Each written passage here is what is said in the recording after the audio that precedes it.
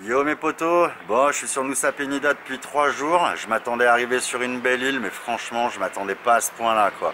La végétation est luxuriante, le bord de mer, il y a des falaises mais tellement impressionnantes. Enfin bref, je vais pas tout vous détailler, vous verrez ça dans la vidéo. Hier je me suis passé une journée de rêve avec ma pote Jennifer et sa pote Sophie. Jennifer c'est une fille que j'ai rencontrée sur la croisière que j'ai fait au mois de février dernier de Ouaksai jusqu'à le Luang Prabang, la croisière que j'avais fait sur le Mekong. Donc bon, on avait vu sur Instagram qu'on était dans le coin, donc on a fait en sorte de se retrouver. Moi je pense qu'on va s'en rappeler toute notre vie de cette journée. J'en profite pour vous embrasser les filles. Donc voilà mes potos, franchement là après Gili Meno, ça aura été le deuxième coup de cœur de mon voyage. Quand je vous parle d'un coup de cœur, c'est tout un ensemble de choses, une atmosphère, la beauté de l'île, la beauté des gens, leur gentillesse. Voilà, bah c'est vraiment le bonheur ici, c'est plus qu'une merveille cette île. Si un jour vous venez en Indonésie, je vous conseille vraiment de vous arrêter à Nusa Penida. Je voulais vous montrer aussi quelque chose mes potos, j'en profitais pour vous expliquer un petit peu pour 17 € seulement ce qu'on peut se payer en Indonésie. Donc je vais vous montrer un peu le bungalow. Alors vous voyez là on a la terrasse. Vous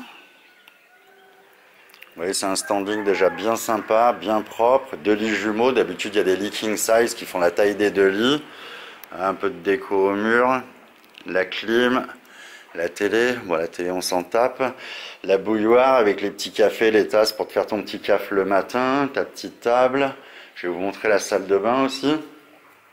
Donc, vous voyez la salle de bain elle est super grande, bien moderne, bien propre. Petite vue de l'arrière de la chambre. Et puis je vais vous montrer un petit peu la vue qu'on a devant aussi. Vous voyez les petites fleurs, les bananiers, les cocotiers, enfin le truc classique en Asie. Donc voilà mes potos, je vous laisse profiter de la vidéo, on se retrouve à la fin comme d'hab et puis je vous expliquerai un petit peu la suite du parcours, enfin les dernières petites étapes avant de rentrer en Europe. A plus mes potos.